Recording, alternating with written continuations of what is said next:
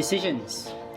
One of those things that we all encounter. There's times where big decisions have to be made. Sometimes they're forced on us. Choosing schools for your kids, Yeah. choosing how you're going to spend your money, where to live, you know, these things are Breakfast. Breakfast is a hard decision most mornings. sometimes.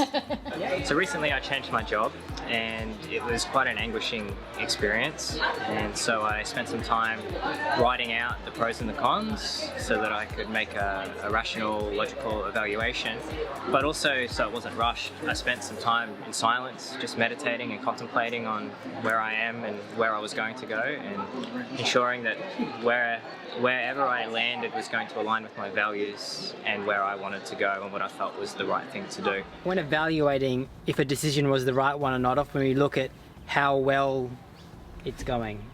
You know, are we feeling good about it, or are things going smoothly? When sometimes I think it's not always the case that a good decision will have an easy outcome. Yeah, I think, you know, when we do have to make transitional seasons happen, we're going to naturally face that I'm not entirely comfortable. I don't know exactly how I'm responding here.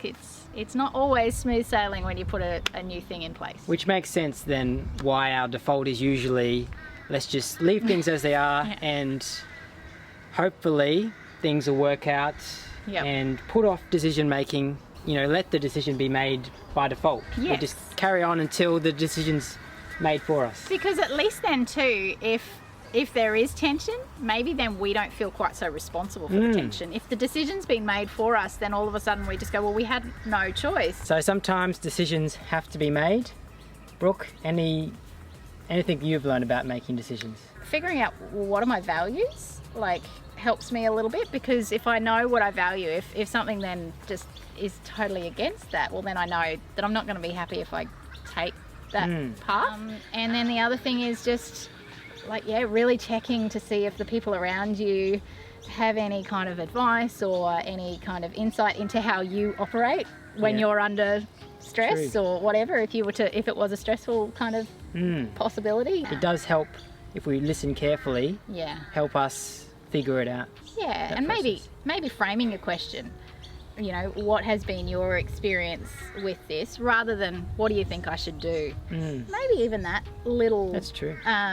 Just protection for self in terms of making sure that you're not actually saying I'm going to do what you advise. I don't know, because we have to be able to say thank you for your help, but if it's not going to match your values, then you still have to have the freedom to be able to choose. Yes, everyone's on their own journey. Yeah. And I try and listen beyond what they're saying to where they've come from. Yeah. Often that colours what they're saying and their opinions. Yeah.